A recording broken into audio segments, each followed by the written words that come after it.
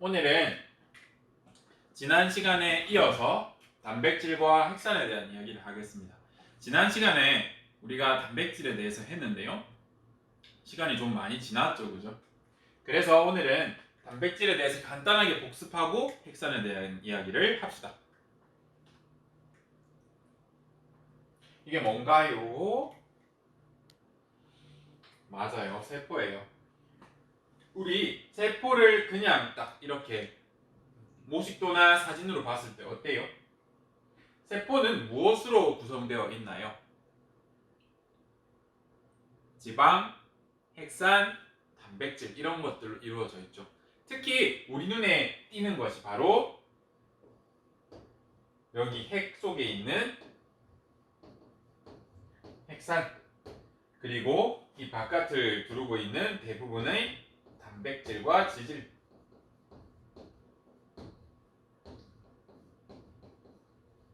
이죠.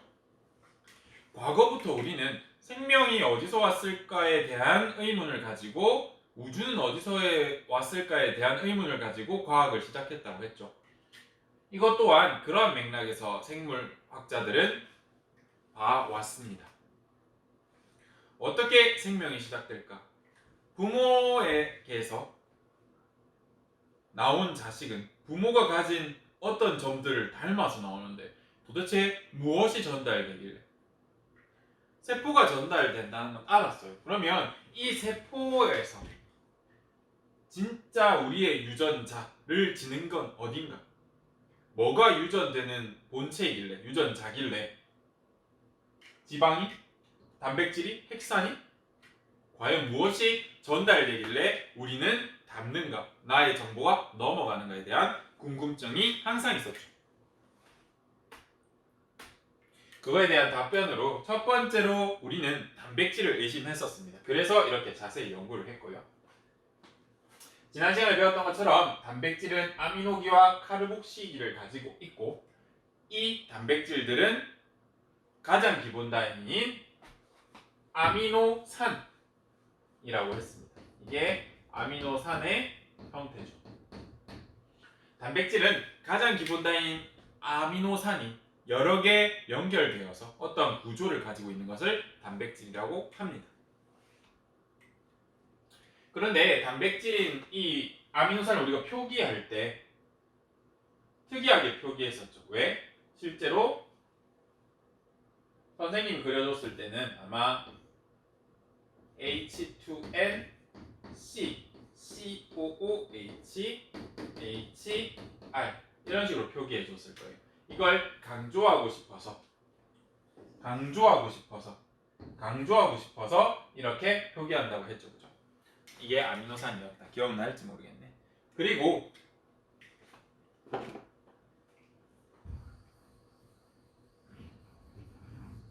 이런 아미노산 한 개, 아미노산 두 개 이렇게 존재할 때 서로 가까운 산소 하나, 수소 하나, 총 수소 두 개, 산소 하나가 만나면서 물의 형태로 빠져나오고, 이 두 개의 아미노산이 서로 결합을 해. 이 결합 이름이 뭐였죠? 맞아요. 펩타이드 결합.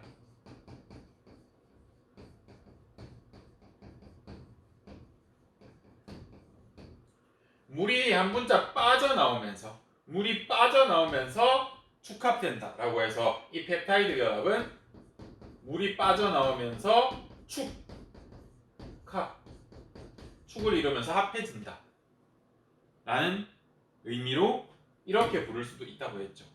펩타이드 결합이 탈수 축합 반응인 게 아니라 탈수 축합 반응의 일종인 게 펩타이드 결합입니다. 물이 빠져나오면서 결합하는 건 전부 다 탈수 축합이라고 하고, 얘는 탈수 축합의 한 종류인 펩타이드 결합이라고 부릅니다. 어렵다고 했죠, 지난주에는.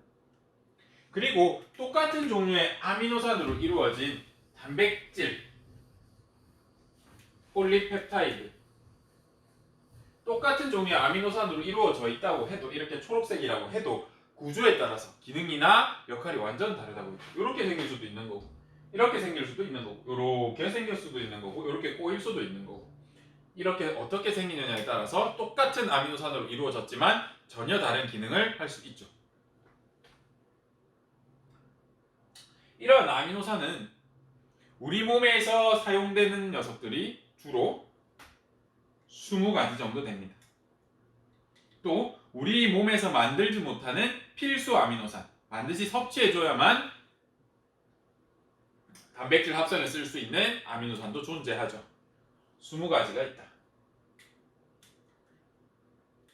이렇게 아미노산 2개가 물 한 분자 빠져나오면서 탈수축합을 일으키고 펩타이드 결합을 형성합니다. 선생님이 지금 단어를 어떻게 쓰고 있는지 잘 이해해 보세요. 아미노산 2분자가 탈수축합을 일으키고 펩타이드 결합을 형성됩니다. 아시겠죠? 우리는 지금 과학에서 쓰는 언어들을 외국어라고 생각하세요. 배우고 있는 거. 아, 이렇게 사용하는 언어들이구나. 고등학교 때는 대학교에서 사용할 그냥 과학적 용어를 배우는 것밖에 안 돼. 물화생지 다. 물론 그 가운데는 원리가 있지만 약속들을 배워가는 거라고 생각해 주십시오. 그래서 이렇게 여러 개의 펩타이드 결합으로 이루어진 다중 아미노산, 이걸 우리가 뭐라고 부르냐면 폴리펩타이드라고 해요. 폴리는 해석하면 여러 개, 다중체 라는 뜻이 있습니다. 펩타이드가 여러 개 있다, 펩타이드 결합이 여러 개 있다라고 해서 폴리펩타이드라고 불러도 무방합니다. 아미노산이 여러 개 있다, 폴리아미노산이라고 불러도 무방합니다. 대신 우리는 주로 이 단어를 쓰니까 이 단어 쓰자고요. 이거 물뿌리개라고 하는데 어떤 지역에서는 물조개라고도 한단 말이에요. 근데 우리 물조개라는 단어 쓰긴 하지만 틀린 건 아니지만 주로 물뿌리개라고 부르잖아요. 그죠? 분무기 같은 걸로. 주로 많이 쓰는 언어를 쓰려고 노력합시다. 폴리펩타이드라고 합니다. 어떻게 꼬이고 어떻게 뭉치느냐에 따라서 완전 다른 기능을 한다. 자, 그러면 지난 시간에 대한 복습은 마쳤고 이번 시간 얘기하자. 이게 무슨 그림이냐면 세포를 염색 안 하고 현미경으로 봤을 때 뭔가 있는 것 같다, 그죠? 여기 가운데 뭐 보이긴 하나? 우리는 핵이 있다는 걸 알지만 맨 처음 본 사람은 뭐라고 생각했을까? 맞아, 뭔가 존재하는데 텅 비었다고 생각해. 아, 우리 몸은 뭔가 텅 빈 공 같은 것이 여러 개 엮여 있구나.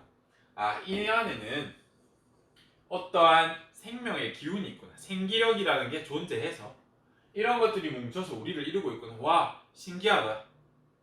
유전도 결국 이 안에 있는 뭔가 기운이 전해지는 거구나 라고 생각했단 말이야. 이 그림을 보고서 안 보이잖아, 투명해 보이잖아, 그치? 근데 우리가 시간이 지남에 따라서 염색 기술이 늘어나고 여기에다 아무거나 처리해보고요, 아무거나 투여해보고, 근데 어느 순간 투여하니까 가운데 동그란 게 진하게 염색되기도 하고 다른 세포 안에 다른 것들이 막 보이기도 해. 이러면서 아, 텅 빈 공간이 아니라 뭔가 존재하는구나를 알았습니다. 이렇게 말이죠.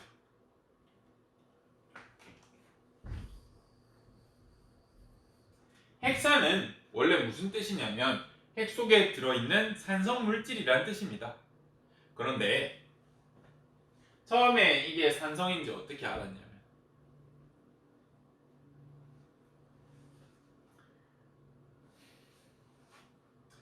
예전에 유명한 의사 선생님이 계셨어요. 성함은 기억이 안 나고 머리를 왜 이렇게 크게 그렸냐면 얼굴에 감염이 돼가지고 고름이 이만큼 찬 거예요. 그래서 의사 선생님 저 낫게 해주세요 하고 어떤 의사쌤을 찾아가고 고름을 보니까 너무 많은 거예요. 이거 그대로 놔두면은 물러 터지겠네. 그래서 여기를 푹 찔러서 얼굴에 있는 고름을 다 짜내. 고름을 다 짜내더니 이만큼 뭐였다고 칩시다. 수조에 얼굴이 이만해진 거예요. 진짜로 고름을 다 짰어. 그리고 이 의사쌤은 이 사람을 치료한다고 이 고름을 모아두고 어디 넣어놨어. 시간이 지나니까 고름이 약간 투명색 노란물 비슷한 거랑 밑에 하얗게 단백질 덩어리 같은 게 분리됐단 말이야. 우리의 의사 선생님은 무슨 생각을 하셨는지 모르겠지만 과학자시고 궁금했나 봐. 이게 뭔지. 어차피 사람 몸에서 나왔으니까 해로운 건 아닐 거 아니야 라는 생각을 했고, 이 안에 병균이 있을지도 모르지만 어쨌든 궁금한 이 사람은 찍어서 맛을 봤어. 무슨 맛이 났을까? 맞아, 신맛이 났어. 이게 뭐야? 얼굴에 고름을 짰더니 얼굴에 있는 뭔가를 짜냈더니 신맛이 나네. 뭐지? 일단은 신맛이 나니까 얘는 산성물질이겠구나. 우리의 혀는 산성물질을 시게 느끼거든요. 식초 시죠.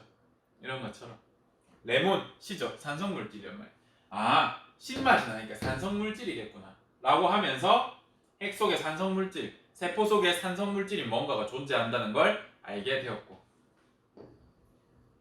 이것을 연구하기 시작합니다. 알고 보니까 고름은 세포가 우리 몸의 세포, 대표적으로 백혈구 같은 녀석들이 세균이나 바이러스와 싸우다가 죽은 시체들이 많단 말이야. 터져서 죽어. 왜 그런지는 생명과학 1에서 배우자. 터져서 죽어. 터져 죽으니까 이 안에 있는 게 나오겠죠, 그죠? 이런 것들이 섞여 있다가 꺼낸 다음에 시간이 지나니까 무거운 단백질들은 가라앉고 물속에 녹아있는 핵산들이 위에 붕붕 뜨게 됐단 말이야. 이걸 맛을 보니까 산성이더라. 신맛이 나더라. 그래서 세포에는 단백질도 있고 산성물질도 있네. 우리는 무엇이 유전자인지 이때까지 알지 못했습니다. 지금은 알죠. 핵산이 유전자라는 것을. 그래서 이 핵산이 유전자라는 걸 알게 되자마자 이 핵산의 구조를 밝힌 사람이 나타납니다. 얼마나 대단한 일이냐면 유전물질? 유전물질의 모습이 어떻게 생긴지 우리 눈에 보여? 기운이라고 생각했는데 그게 보이는 물질이었어? 그리고 구조를 알아내서 이 사람들이 바로 노벨상 받았죠. 노벨상 바로 받았습니다. 왓슨과 크릭입니다. 여러분이 생명과학과 연관된 과 어디를 가더라도 이 사람들 이름을 너무 많이 들을 거야. DNA는 그만큼 중요한 물질이니까요. 근데 이 사람들에 대해서도 썰이 있습니다. 이 사람들 멍청하진 않았거든요. 똑똑했어요.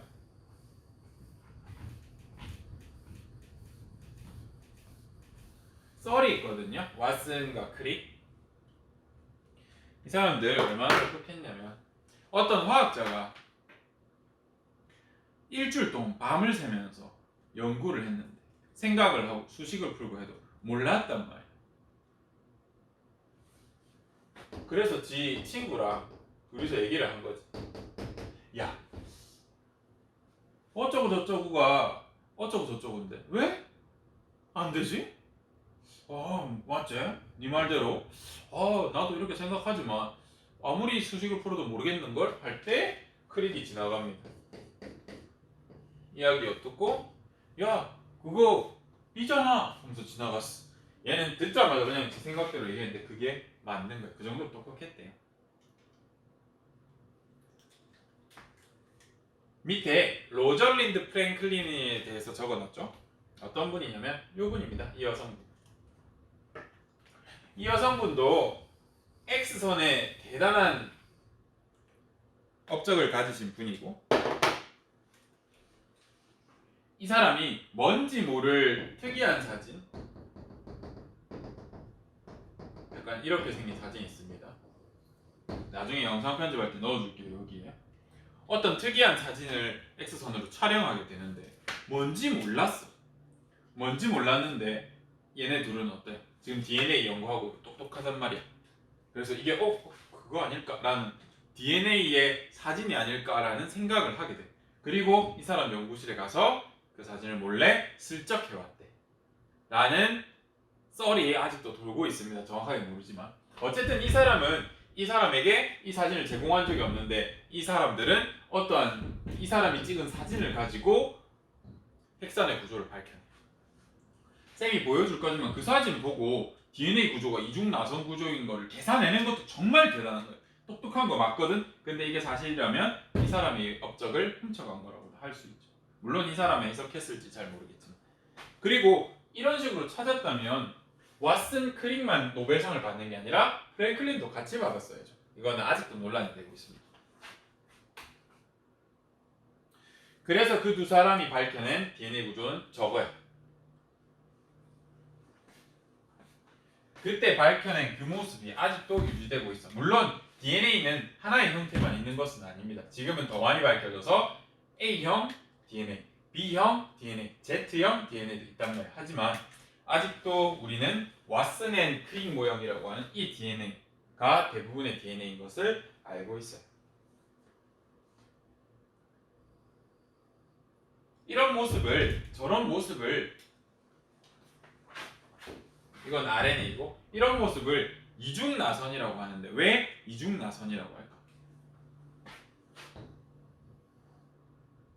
단일나선, 이중나선. 나선형으로 이렇게 꼬여 있다는 뜻입니다. 두 개가. 이 구조가 왜 이렇게 엄청난 구조고 뒤에는 왜 저렇게 생겼을까? 이유를 알 수 있을까? 사실 이것에 대한 이유는 대학교 3, 4학년은 돼야 배웁니다. 하지만 선생님이 간단하게 알려줄게. 이중나선 구조가 어디에 좋나? RNA보다는 DNA가 좀 더 안정성이 높아. 왜?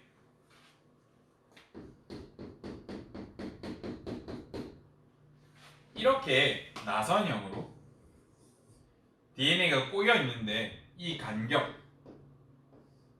이 길이 막 10나노미터에 뭐 어쩌고 저쩌고 특정한 길이가 있거든.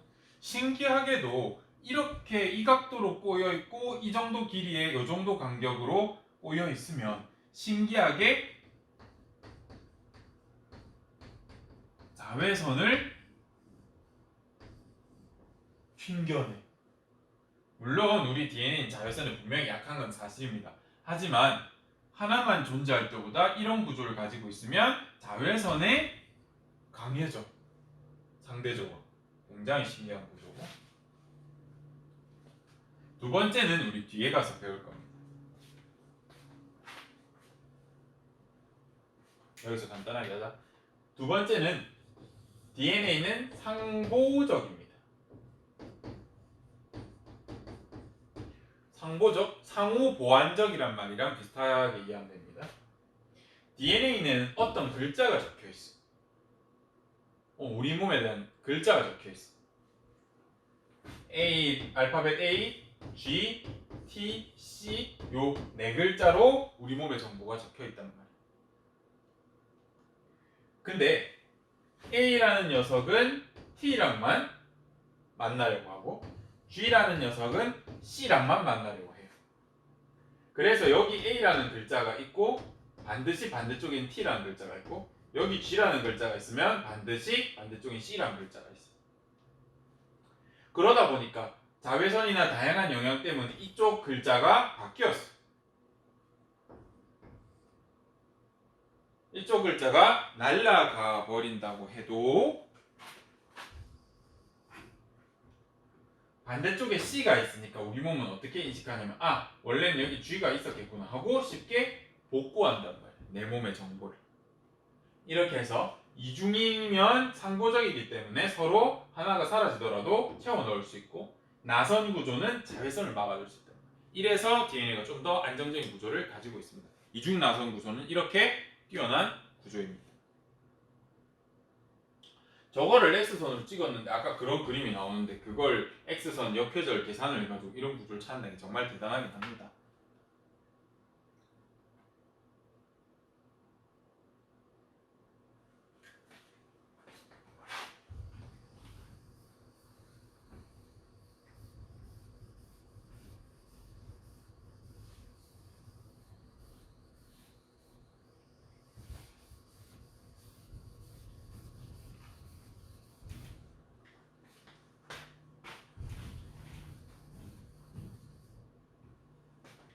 또 이 이중나선으로 된 DNA라는 녀석은 아까 A, G, T, C 네 글자로만 되어 있다라고 했잖아. 이렇게 이 한 글자는 어떻게 생겼냐면 인산, 인산을 우리가 PI로 표시하기도 합니다. 그리고 당, 그리고 염기라고 하는 세 개가 합쳐져서 하나의 조각을 이루고 있어. 이걸 뭐라고 하냐면 이 한 조각을 뉴클레오타이드라고 합니다. 자, 그러면 이 그림 잘 보일지 모르겠는데 여기, 여기, 여기, 여기에는 몇 뉴클레오타이드가 있나요? 문제.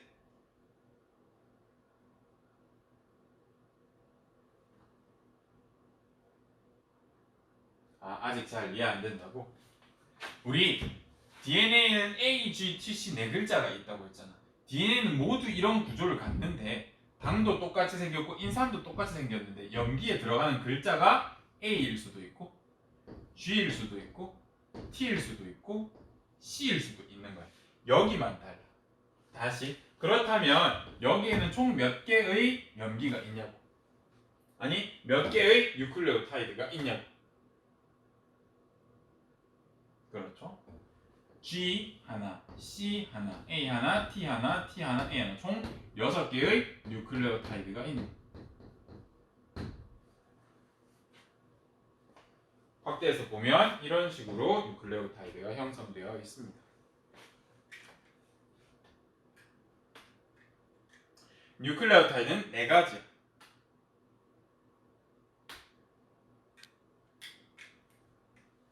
염색한 세포를 봤더니 핵산과 단백질로 이루어져 있는 건 알 것 같아. 그런데 뭐가 전달돼서 유전자인지는 모르겠어. 지금은 밝혀졌지만 옛날 과학자들은 너무너무 스트레스를 받았단 말이야.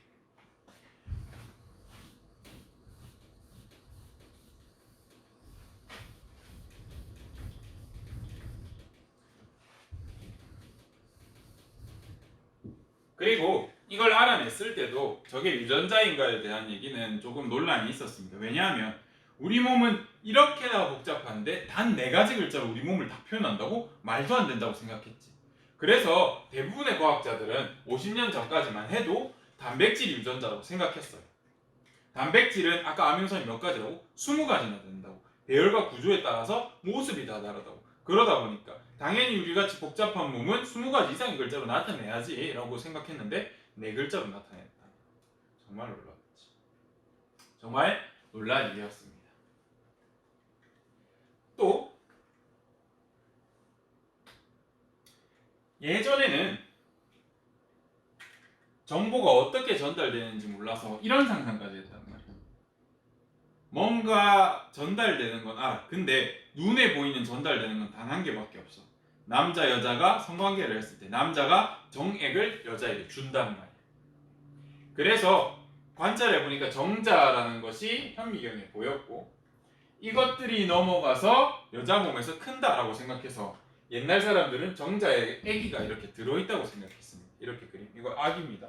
정자 안에 이런 인간 씨앗이 들어있다라고 생각했어요. 이게 남자 중심 사회를 만든 근본적인 잘못된 생각이기도 해요. 이 안에 아기를 가지고 있으니까 남자의 씨, 소중이가 여기에 수많은 사람을 데리고 있다. 남자는 중요하다. 또 여자 혼자 있어서는 임신을 못한다. 남자가 사람 씨앗을 사람을 넘겨줘야 그 안에서 클 뿐이다. 여자는 보육, 남자는 일, 바깥일 이런 생각이 들게 한 것도 역시 서양도 똑같이 남자 선호가 있었거든요. 남성 우월주의가 있었습니다. 이런 생각에서 기인한 것도 없지 않아 있다는 슬픈 사실이 있죠. 지금은 그렇게 생각하지 않죠. 또 한국의 남아선호 사상 중에 뭐 아들을 못 낳으면 뭐 며느리를 뭐라 하고 그랬는데 알고 보니까 성별 결정은 남자가 하는 거였죠. 그죠? 여자는 XX 염색체밖에 없기 때문에 아무 결정권이 없어. 남자가 XY 가지고 있기 때문에 X를 주면 딸이, Y를 주면 남자가 아들이 태어나는 겁니다. 여하튼 넘어가겠습니다.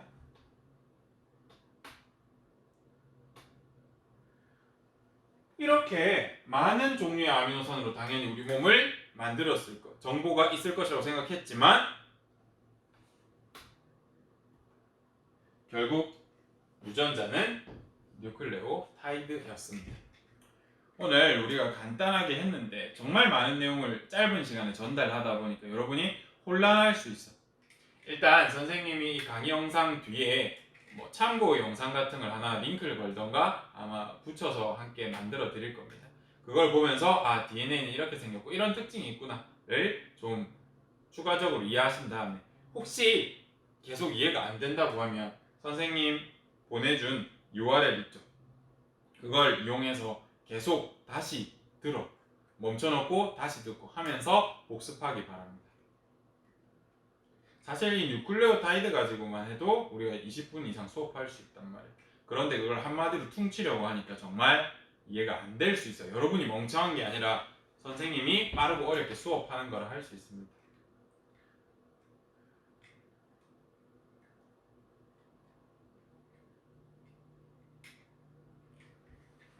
오늘도 너무너무 고생했고 오늘은 핵산에 대해서 좀 자세히 다루어 봤습니다. 우리 몸을 구성하는 물질에 대해서 지금 계속 배워가고 있는데요. 단백질과 핵산에 대해서 자세히 해봤습니다. 지금 내용은 2학년, 3학년 때까지 너무 중요하니까 까먹지 않도록 제대로 학습하시기 바랍니다. 그러면 오늘은 여기까지. 안녕.